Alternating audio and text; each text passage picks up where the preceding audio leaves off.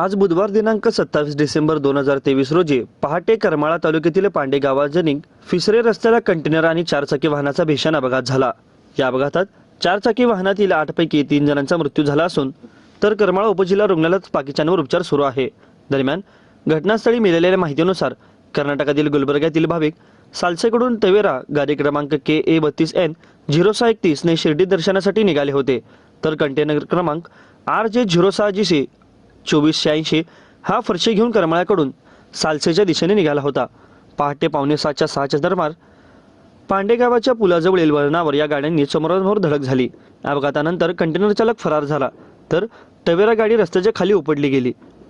अपघाताचा आवाज एवढा पांडा होता की पूर्ण गावातील युवकांनी घटनास्थळी धाव घेऊन सदर चारचाकी एका अंगावर करून जखमींना बाहेर काढले। प्रसंग उदाहरण राखून या युवकांनी रुग्णवाहिका आणि पोलिसांना पाचारण करून मदत कार्य सुरू ठेवले।